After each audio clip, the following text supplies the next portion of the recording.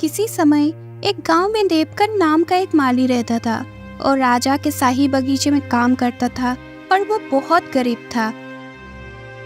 एक दिन जब वो सवेरे सवेरे राजा के बगीचे की ओर जा रहा था तो अचानक एक छोटी सी चिड़िया उसके पैरों तले कुचले जाने से बाल बाल बची। उसने चिड़िया को उठाकर एक तरफ रख दिया। तभी चिड़िया बोली, तुम्हारी मेहरबानी का धन्यवाद नौजवान। मैं बीमार हूँ इसीलिए उड़ नहीं सकती। यदि तुम मुझे मेरे घोंसले में पहुंचा दोगे तो मैं तुम्हारा एहसान जीवन भर नहीं भूलूंगी। कहाँ है तुम्हारा घोंसला चिड़िया रानी, बताओ। वो जो पीपल का पेड़ तुम देख रहे हो ना, उसी पर मेरा घोंसला है। ठीक है चिड़िया रानी।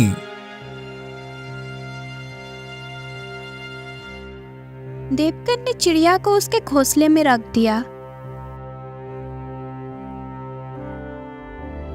तुम्हारा बहुत बहुत धन्यवाद नौजवान। चिड़िया रानी, जब तुम बीमार हो तो भोजन करने कैसे जाओगी, क्योंकि तुम तो उड़ ही नहीं सकती, क्यों? जब तक मैं ठीक नहीं हो जाती मुझे भूखा ही रहना पड़ेगा। यदि तुम मेरे खाने के लिए कुछ फूलों का प्रबंध कर दो तो बहुत ही अच्छा होगा, क्योंकि मैं सिर्फ फूल ही खाती हूँ। अरे तुम चिंता मत करो चिड़िया रानी, मैं राजा के बाग में काम करता हूँ। वहाँ सैकड़ों किस्म के फूलों के पौधे लगे हैं। अच्छा, अब मैं चलता हूँ। लौटते समय तुम्हारे लिए मैं ढेर सारे फूल ले आऊंगा, ठीक है?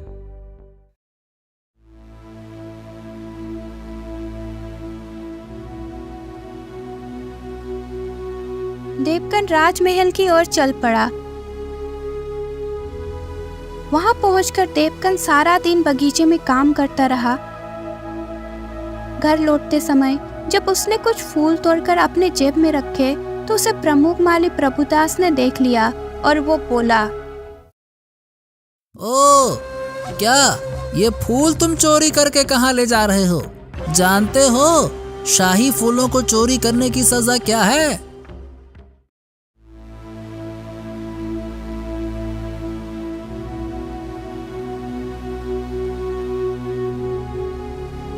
माफ कर दीजिए प्रभु जी, मैं आपसे आज्ञा लेना भूल गया। दरअसल ये फूल मैं एक बीमार।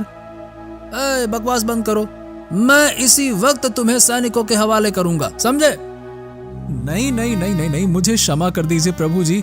मुझे चाहे तो सजा दे दीजिए, लेकिन सैनिकों के हवाले मत कीजिएगा। एक ही शर्त पर मैं तुम्हारी चोरी छिपा सकता हूँ और तुम्हारी जान बचा सकता हूँ। मुझे आपकी हर शर्त मंजूर है। तुम्हें इन फूलों की कीमत यानी चांदी का एक छोटा सा सिक्का मुझे देना होगा, समझे? ठीक है, ये लीजिए प्रमुख जी।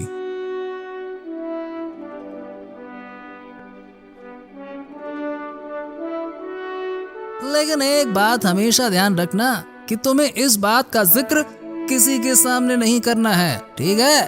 और जब जब फूल लोगे मेरी दक्षिणा देते रहोगे, ठीक है ना? ठीक है प्रमुख जी।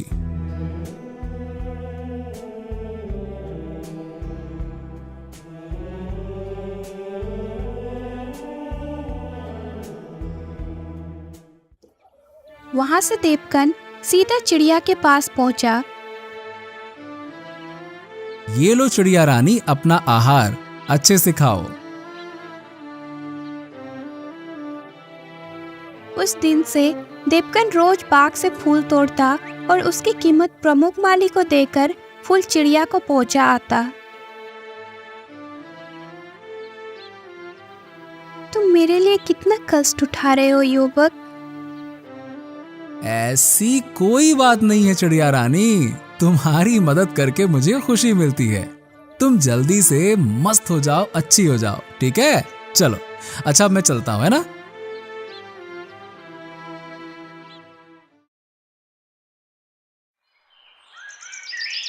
इसी तरह कई दिन बीत गए और एक दिन जब वो शाम को बाग से फूल लेकर चिड़िया के पास पहुंचा तो उसे उदास देखकर चिड़िया बोली, क्या बात है देवकन, आज तुम कुछ उदास लग रहे हो? मुझे अफसोस है चिड़िया रानी कि कल शायद मैं तुम्हारे खाने के लिए फूल ना ला सकूं। देवकन, मेरे लिए अब फूल लाने की कोई जरूरत नहीं है। अब मैं बिल्कुल अच्छी हो चुकी हूँ तथा कल से स्वयं अपना खाना का प्रबंध कर लूंगी। लेकिन फिर भी बताओगे कि तुम किस वजह से उदास हो? चिड़िया रानी, मैं इन फूलों की कीमत प्रमुख माली को देकर आता था, लेकिन अब मेरे पास एक फूटी कौड़ी भी नहीं बची। ये कहकर देवकन ने चिड़िया को सारी बात बता दी। सब कुछ जान सुनकर चिड़िया की आंखें डबडबा गई। देवकन, मैं नहीं जानती थी कि मेरे लिए तुम इतनी बड़ी कुर्बानी दे रहे हो, वरना मैं तुम्हें ऐसा हरगिज़ करने नहीं देती। अरे तुम दुखी मत हो चिड़िया रानी। मैं इसलिए उदास नहीं था कि मेरे पास पैसे नहीं रहे, बल्कि मैं तो इस बात से चिंतित था कि कल तुम्हारे लिए फूल कहां से लाऊंगा। लेकिन अब तुम्हें स्वस्थ जानकर मेरी सारी चिंताएं दूर हो गई हैं। चलो, अच्छा अब मैं चलता हूँ, ठीक है? ठीक है, जाओ, लेकिन मुझसे रोज मिलना ना भूलना। ठीक है चिड़िया रानी।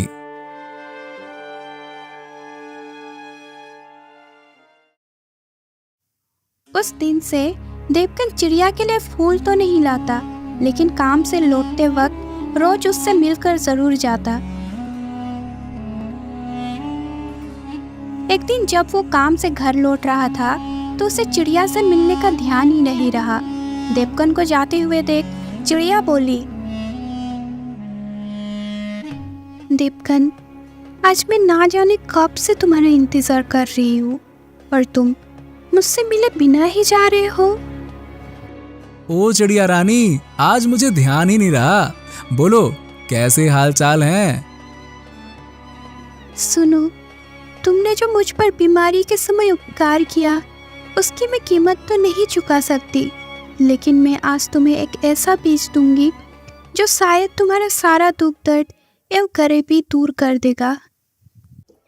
ये कहकर चिड़िया ने अपने घोंसले में से एक बीज उठाया और देवकन की हथेली पर रख दिया। अरे, इतना बड़ा बीज! सुनो, ये मृत्युवन संजीवनी वृक्ष का बीज है। इसके फूल सूंघने वाले सदा सुंदर, स्वस्थ और जवान बना रहता है। इस बीज से जो वृक्ष होगा और उसमें जो फूल लगेंगे वो अनमोल होगा। तुम उन्हें बेचकर बहुत सा धन कमा सकते हो, लेकिन ध्यान रखना, इसका वृक्ष 1 महीने में ही बड़ा हो जाएगा और वे फूल उस पर सूर्य छुपने के बाद ही रोज रात को निकलेंगे और भोर होने पे लुप्त हो जाएंगे। इसलिए उन्हें तुम्हें रात ही रात में तोड़ना होगा। चिड़िया रानी, इतना अनमोल बीज देकर तुमने तो मेरी तकदीर ही पलट दी है। लेकिन एक बात बताओ कि इतना अनमोल बीज तुम्हें कहां से मिला? बस संयोग से ही मिल गया। आज मैं सुबह सुबह उठकर आहार के लिए निकली थी। उड़ते उड़ते मुझे एक एक स्थान पर बहुत ही सुंदर दृश्य दिखाई दिया।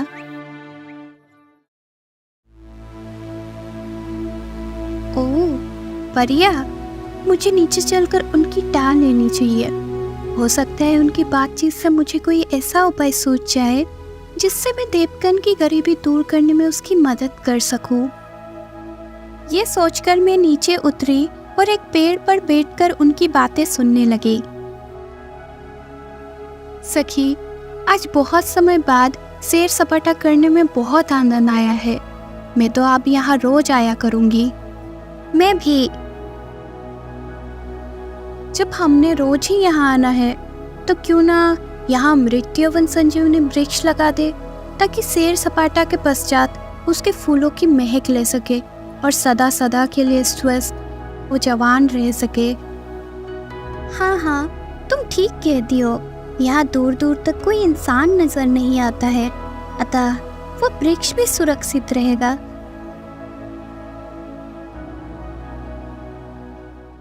फिर परियों ने वो बीज तालाब के किनारे मिट्टी खोदकर दबा दिया और अपने हाथों में थमी छड़ी हिलाकर आकाश में उड़ गए। उनके वहां से जाने के बाद मैंने वो गड्ढा खोदा और उस बीज को लेकर अपने घोंसले में आ गई और मैं कब से तुम्हारा आने का इंतजार कर रही थी। सच में तुम कितनी अच्छी चिड़िया रानी हो जो मेरे बारे में इतना सोचती हो। अच्छा चलो अब मैं चलता हूँ, ठीक है? तुम्हारे इस उपहार का बहुत बहुत धन्यवाद।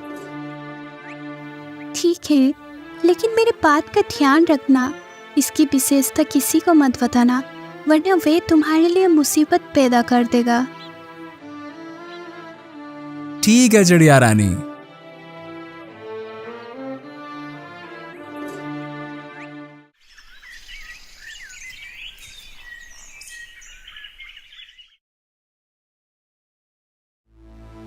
चिड़िया रानी ने ये अनमोल बीज तो दिया है, लेकिन इसे गाड़ूंगा कहाँ? यदि इसे घर के बाहर गाड़ता हूँ तो वृक्ष के बड़े होते ही और फूलों के लगते ही लोगों को तो इसकी विशेषता पता चल जाएगी और वो सारे फूल तोड़ लेंगे। और अपने घर के अलावा मेरे पास ऐसी कोई और सुरक्षित जगह भी तो नहीं है जहां मैं उस पेड़ को लोगों की निगाहों से बचाकर रख सकूं। फिर उस बीज को लगाऊं कहां?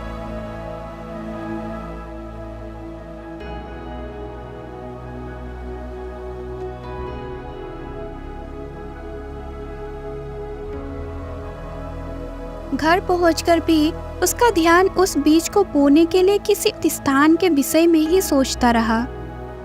यदि एक बार वो पेड़ उग गया तो शायद फिर मुझे जिंदगी में कभी किसी चीज की कमी नहीं रहेगी। महाराज ही मुझे उन फूलों की मुंह मांगी कीमत देने को राजी हो जाएंगे। क्यों ना मैं उस बीज को महाराज के ही शाही बगीचे में बो दूं, तब उसकी उचित सुरक्षा भी होती रहेगी। साथ ही महाराज मुझसे उस अद्भुत वृक्ष को पाकर प्रसन्न हो जाएंगे और मुझे ढेरों इनाम देने के साथ साथ मेरी तरक्की भी कर देंगे। हाँ।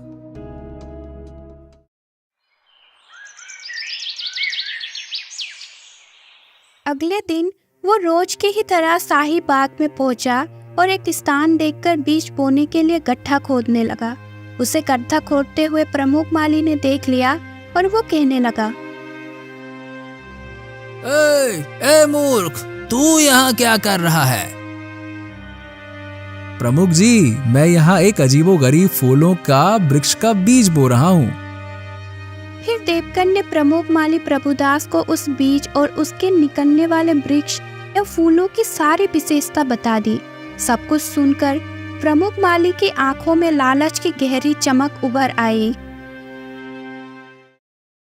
अगर इसकी बात सच है तो वास्तव में ये बीज अनमोल है। इससे तो मैं महाराज से लाखों मोहरे कमा सकता हूँ। क्यों ना एक माह में इसका परिणाम देख तो लूं पहले। प्रमुख जी, कृपया मुझे इसे बोने की इजाजत तो दीजिए। वृक्ष के उगने पर फूलों से जो आमदनी होगी उसमें आधा हिस्सा मैं आपको भी दूंगा।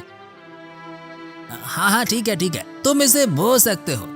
अच्छा देवकांत, ये बताओ कि ये अद्भुत बीज तुम्हें मिला कहाँ से? प्रमुख जी, मुझे एक चिड़िया ने दिया है। फिर देवकन ने उसे चिड़िया के मिलने से लेकर बीज के मिलने तक की कहानी बता दी। बीज बोने के बाद देवकन दूसरे कामों में जुट गया और प्रमुख माली भी अपने काम में जुट गया। लेकिन उस दिन से प्रमुख माली उससे बहुत अच्छे ढंग से पेश आने लगा और उसकी मदद भी करने लगा।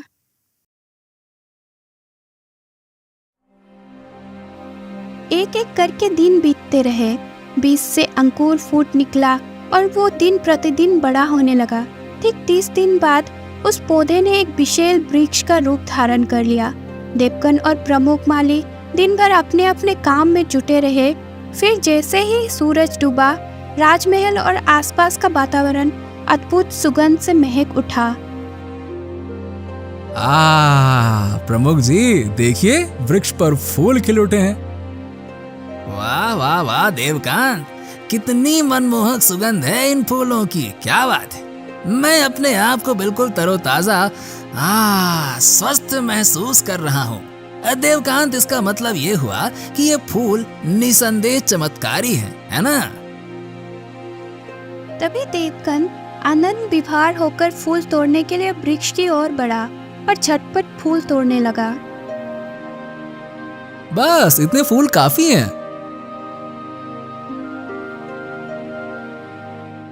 सिपाहियों, गिरफ्तार कर लो इस चोर को। आज ये चोर रंगे हाथों पकड़ा गया। मैं पकड़ो इसको। हाँ नहीं, मैंने चोरी नहीं की है। सैनिकों ने तुरंत देवकन के पास पहुंचा। आज मुझे विश्वास हो गया कि आज से पहले भी जो फूल चोरी होते रहे हैं वो भी इसी ने चुराए हैं। नहीं, छोड़ दो मुझे, मैंने कोई चोरी नहीं की है।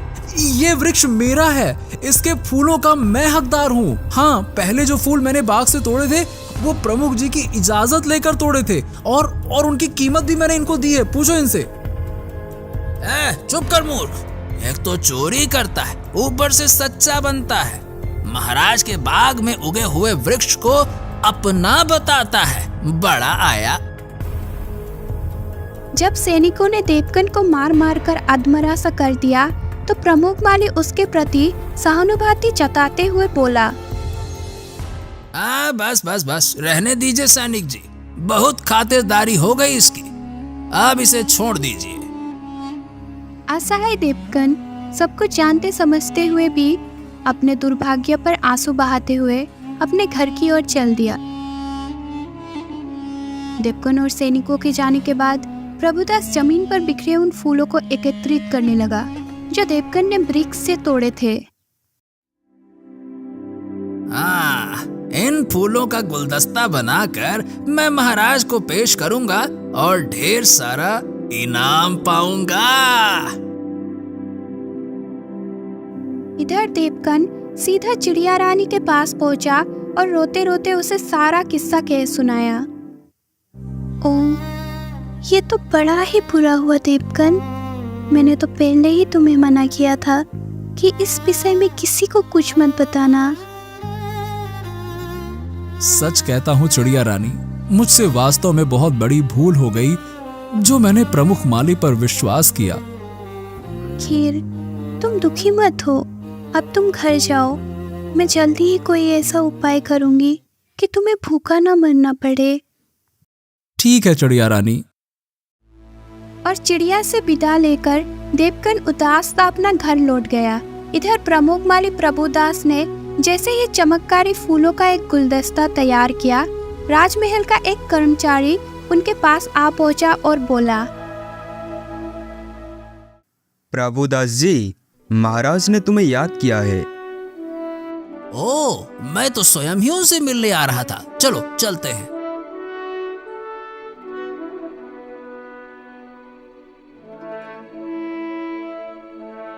महाराज की जय हो, जय हो, जय हो। आपने मुझे कैसे याद किया अन्नदाता?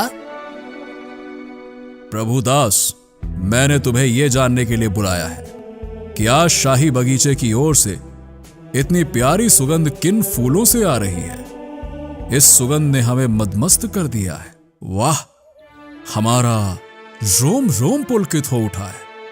हमें ऐसा महसूस हो रहा है जैसे हमारी उम्र 10 साल कम हो गई है, जैसे हम अधेड़ अवस्था से जवानी में लौट आए।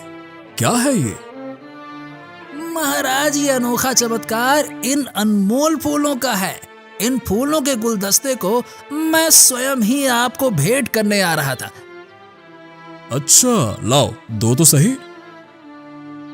गुलदस्ता लेकर राजा ने उसे जैसे ही सूंघा, उसका रोम रोम झूम उठा। वाह, हाँ, तबीयत प्रसन्न हो गई। बिल्कुल वैसी ही सुगंध है। प्रभुदास, ये किस पेड़ के फूल हैं और इनका नाम क्या है? महाराज, ये फूल मृत यवन संजीवनी वृक्ष के हैं। इनको सूंघने से मनुष्य जवान और स्वस्थ रहता है। क्या सचमुच? इसका परिणाम तो आप स्वयं ही देख रहे हैं महाराज। ठीक कहते हो। इस अद्भुत वृक्ष को देखने के लिए हम बहुत उत्सुक हैं।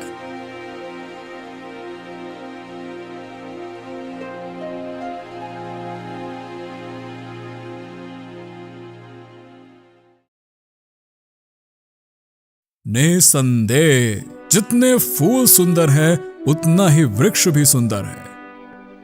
महाराज, मैंने कई वर्षों की कड़ी मेहनत के पश्चात इसे उगाया है। इसके फूल केवल रात में ही खिलते हैं और भोर होते होते लुप्त हो जाते हैं। प्रभुदास, तुम्हें इस अद्भुत वृक्ष का बीज कहां से मिला? इसकी विशेषता देखते हुए तो मुझे ऐसा लगता है कि जैसे ऐसे वृक्ष कम से कम धरती पर तो नहीं उगते। महाराज, इस वृक्ष का बीज मुझे एक परी ने दिया था, जिसकी मैंने किसी समय बहुत मदद की थी। फिर प्रभुदास ने राजा को एक मनगढ़ंत कहानी सुना दी। कहानी सुनकर राजा उससे बहुत प्रभावित हुआ और कहने लगा, मुझे नहीं मालूम था प्रभुदास कि मेरे राज्य में तुम जैसे योग्य, नेक और दयालु व्यक्ति भी हैं, जो तन मन धन से हमारी सेवा में जुटे हुए हैं। खुश हुए हम तुम्हारी वफादारी, ईमानदारी और कर्तव्य निष्ठा से बहुत प्रसन्न हुए प्रभुदास। अतः इनाम स्वरूप यह स्वर्ण मुद्राएं रख लो। कल सुबह दरबार में उपस्थित होना, हम तुम्हें 1000 स्वर्ण मुद्राएं और दिलवाएंगे, जो वृक्ष के ऊपर आए खर्च की बाबत होगी। महाराज की हमेशा जय जयकार होती रहे। आप महान हैं महाराज, महान हैं। आप दयालु हैं। आपको ईश्वर सदा संपन्न रखे।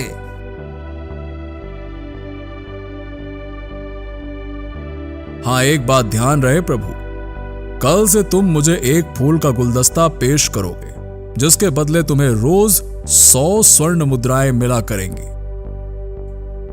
जैसी आपकी आज्ञा महाराज।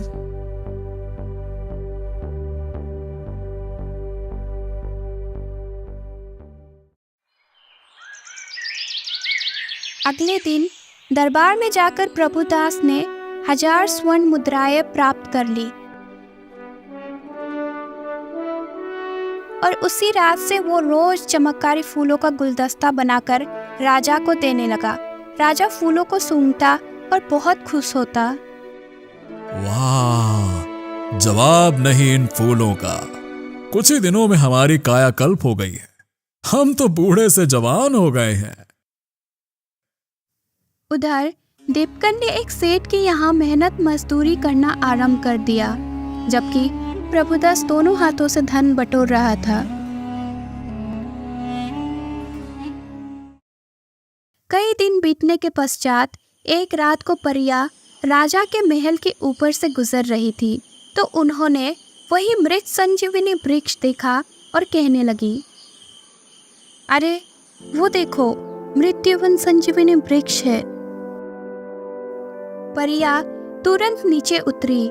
वह राजा का शाही बाग ही था।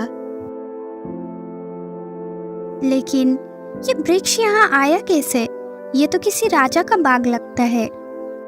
हाँ, लगता है ये वृक्ष उसी बीज से उगा है, जिसे हमने 1 माह और कुछ हफ्ते पहले तालाब के किनारे गाड़ा था और जो अगले ही दिन आश्चर्यजनक तरीके से गायब हो गया था। इसका मतलब ये हुआ कि उस समय हमारे आसपास कोई मनुष्य था, जिसने ना केवल हमारी बातचीत सुन ली होगी, बल्कि हमारे जाने के बाद उसने उस बीज को भी निकाल लिया होगा। तब तो हमें उस चोर को सजा देनी चाहिए, लेकिन चोर का पता कैसे चलेगा?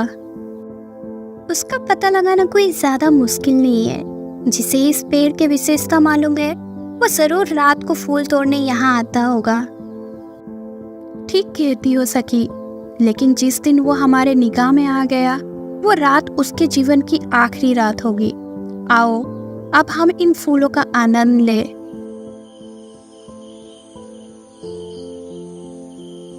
उस दिन से वो परिया रोज रात को वहां आने लगी, लेकिन वो आधी रात को आती थी, इसीलिए उनका सामना कभी प्रभुदास से नहीं हुआ। प्रभुदास तो पेड़ पर फूल खिलते ही थोड़ा सा फूल तोड़कर उनका गुलदस्ता बनाकर राजा को दे देता था।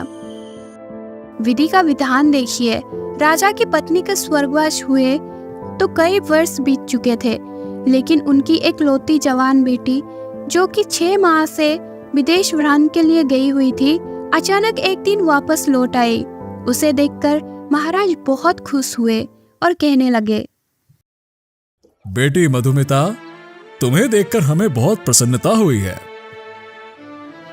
और वो अपने पिता को घूर कर देखने लगी। क्यों? क्या हुआ? तुम मुझे इस तरह से घूर क्यों रही हो? पिताजी, ये आप 6 माह में अचानक जवान कैसे हो गए? क्या कोई मृत्युवन संजीवनी आपके हाथ लग गई है? कुछ ऐसा ही समझ लो बेटी। अच्छा पहले भीतर तो चलो, फिर आराम से वार्तालाप होगी। आओ। लेकिन पिता और बेटी को एक दूसरे से मिलने की इतनी खुशी थी कि खाने पीने और इधर उधर की बातचीत करने के माध्य ना तो मधुमिता को अपने पिता की जवानी का राज जानने का ध्यान रहा और ना ही राजा को इस बारे में उसे कुछ बताया।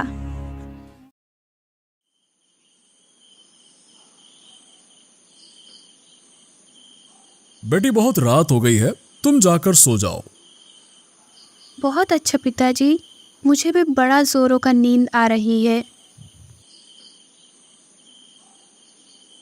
लेकिन मधुमिता अपने शयन कक्ष में जाकर जैसे ही बिस्तर पर लेटी, उसे फूलों की सुगंध आने लगी। मधुमिता उसी समय महल से निकलकर शाही बाग में पहुंच गई और परिया भी उसी समय उड़ती हुई शाही बाग के ऊपर पहुंची और राजकुमारी को देखकर कहने लगी, अरे अरे वो देखो, शाही बाग में कोई लड़की मृत्युवन संजीवनी वृक्ष के फूल तोड़ रही है। जरूर ये वही चोरनी है जिसने हमारे चमत्कारी बीज चुराया था। आओ चलकर इससे मजा चखाए। और इससे पहले कि राजकुमारी खतरे को भाप पाती, परियों ने अपने जादू से राजकुमारी को पत्थर की मूर्ति बना दी। अब इसे हमारे सिवाय और कोई जिंदा नहीं कर पाएगा। इसकी यही सजा थी, इसे तो सजा मिल गई। आओ अब हम फूलों का सुगंध का आनंद लें और अपना प्रिय खेल खेलें। हाँ चलो।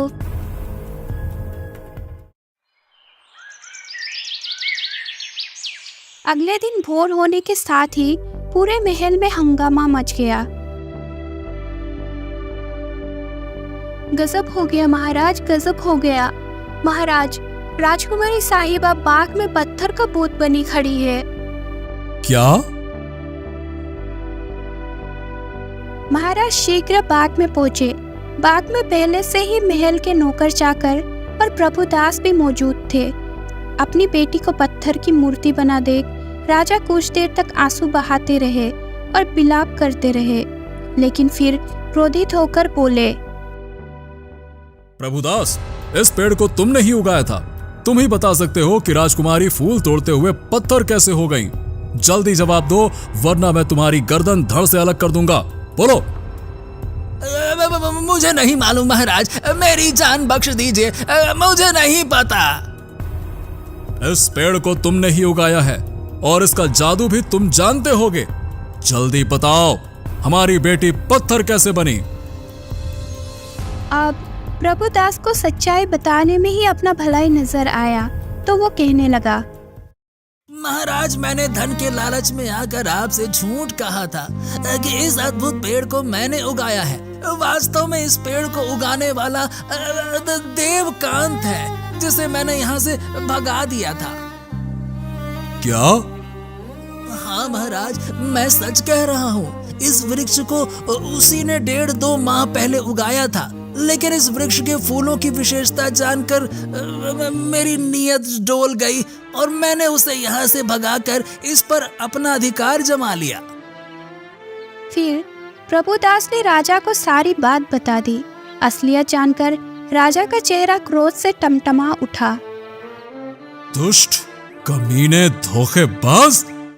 तुमने न केवल देवकान से धोखा किया, बल्कि हमसे भी झूठ बोलकर ढेर सारा धन हड़पा। तुझे तो मैं देवकान से भी कठोर सजा दूंगा। मुझे क्षमा कर दीजिए महाराज, क्षमा कर दीजिए। नहीं लालची, तुम्हें तुम्हारे किए का दंड अवश्य मिलेगा। सैनिकों, ले जाओ इस दुष्ट को और जीवन भर के लिए काल कोठरी में डाल दो और देवकांत को जल्द से जल्द मेरे सामने हाजिर किया जाए।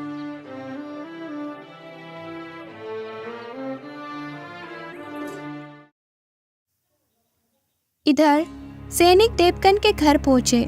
संयोग से उस समय देवकन घर पर ही था। देवकन सैनिकों के साथ राजमहल जाने लगा।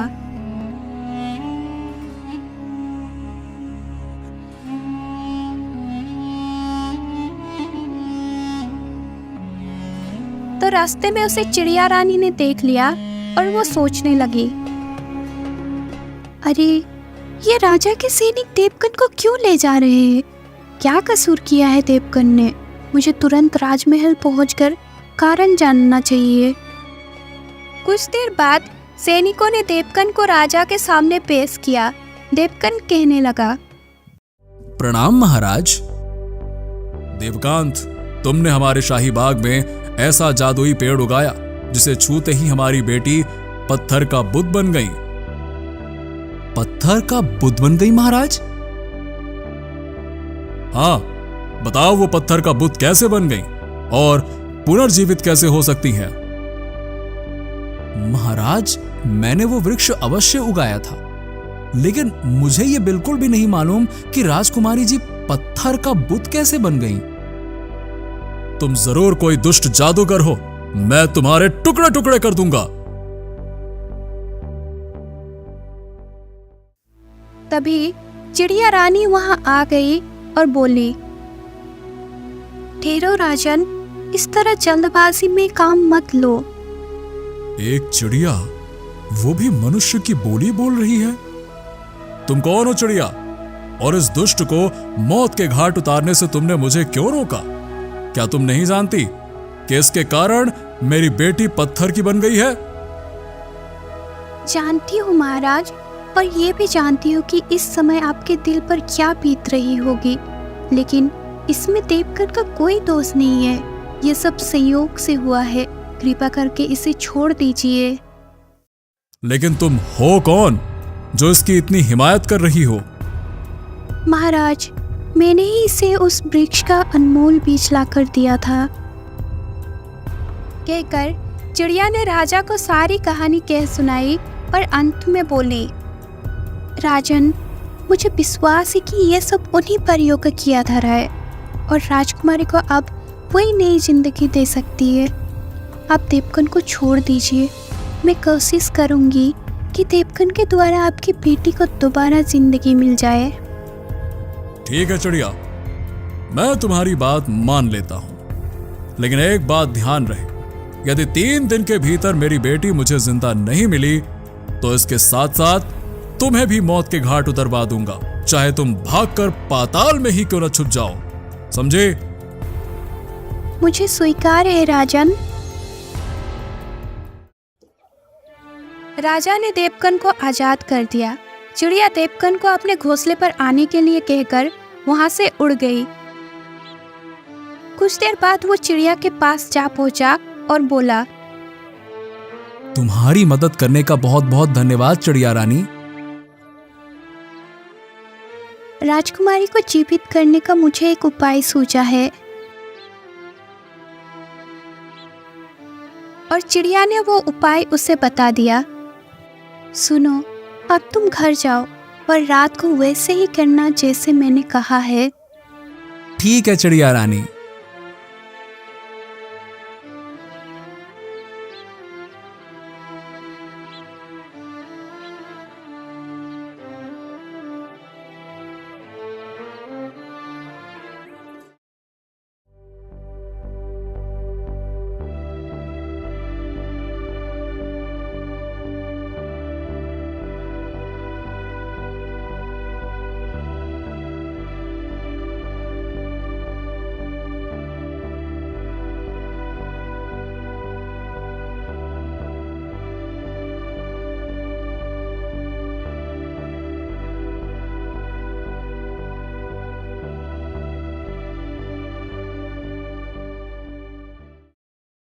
अरे सखिया, वो देखो, उस दुष्ट आदमी ने हमारी जादू छड़िया अपने कब्जे में कर ली है।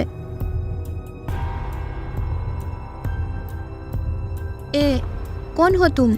लाओ हमारी छड़िया हमें वापस करो। परियों, मैं इस शर्त पर ही आपको चिड़िया वापस कर सकता हूँ कि आप राजकुमारी को पुनर्जिंदा कर दोगे।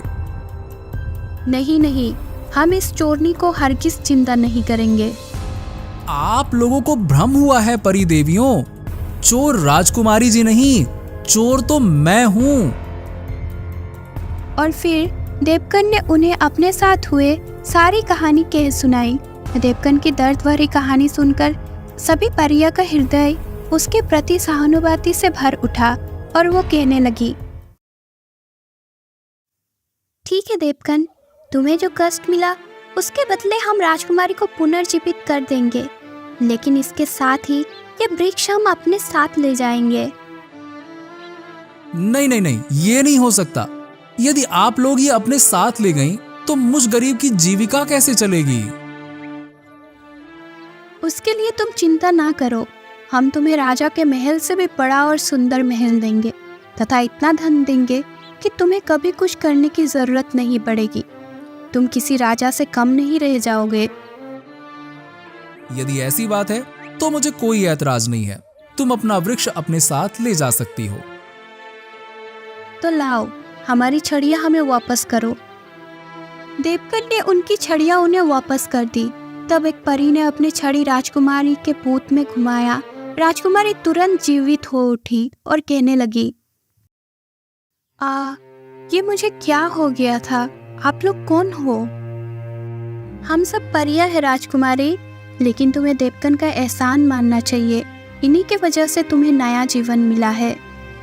राजकुमारी को सारी बात मालूम हुई तो उसका हृदय देवकन के प्रति प्रगाढ़ प्रेम से भर उठा। अच्छा देवकन, अब हम चलते हैं। अपने घर पहुंचने पर तुम्हें तुम्हारा महल और उसमें रखा अपार धन तुम्हें मिल जाएगा। बहुत अच्छा नेक परियों। और सभी परियां उस मृत संजीवनी वृक्ष को अपने साथ लेकर उड़ने लगी। तब की भोर का उजाला चारों ओर फैलने लगी थी। आइए राजकुमारी जी, मैं आपको आपके पिताजी के पास ले चलता हूँ। आपको सही सलामत देखकर वो बहुत प्रसन्न होंगे। चलिए।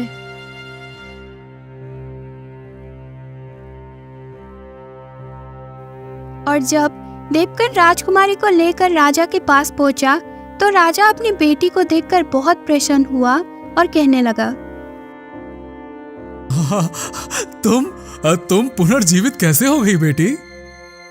पिताजी, ये सब इन्हीं की मेहरबानी से हुआ है। कहकर राजकुमारी ने सारी बात बता दी। राजा ने प्रसन्न होकर एक दिन अपनी बेटी का विवाह देवकन से कर दिया और देवकन राजकुमारी के साथ परियों द्वारा दिए गए अपने महल में आनंद पूर्वक रहने लगा। वो चिड़िया रानी से रोज मिलता और उसकी खैर खबर लेते रहता था।